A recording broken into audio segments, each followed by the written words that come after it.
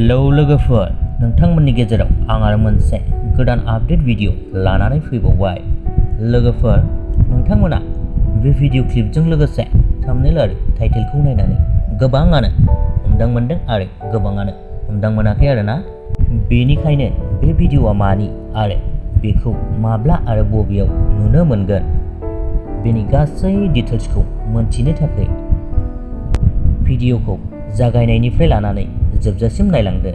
स' लोगोफोर, बे भिडिअआनो जादों गलाफी फिल्म प्रडाक्शन बेनारजों दिहुनजानाय बे बोसोरनिनो फैनो गोनां मोनसे आबुं बर' सावथुन।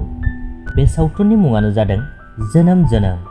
बे सावथुना राजमहल भुत बांलाफोर बायदि जोबोद हरर मुभि जागोन आरोना लोगोफोर। नायनो जोबोद इन्टारेस्टिं मोनगोन। बे सावथुननि गाहाय स्टारिंआव दङ इन्द्रजित नार्जारी, जनालि बसुमतारी आरो रेबिका मुसाहारि।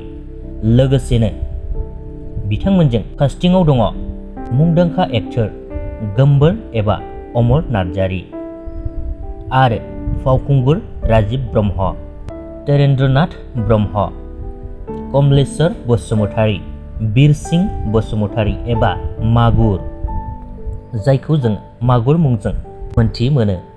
आरोबाव सनास्रि ब्रह्म आरो पेटेरसन ब्रह्म बिथांमोनहा बे सावथुनखौ लिरदों आरो डाइरेक्ट खालामदों बिथां सन्तोष बसुमतारी।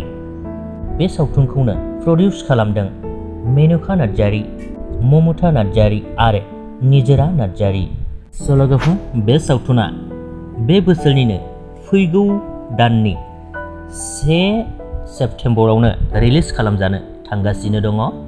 बेनिखायनो बे सावथुननि ट्रेलारखौ नायनो थाखाय नोंथांमोनहा जौगा फिल्म प्रडाक्शन चेनेलाव थांनानै नायहैनो हासिगोन। बेजों लोगोसेनो बे भिडिअनि आपडेटखौबो बेखिनियावनो दोनथ'बाय लोगोफोर। गोजोन्थों।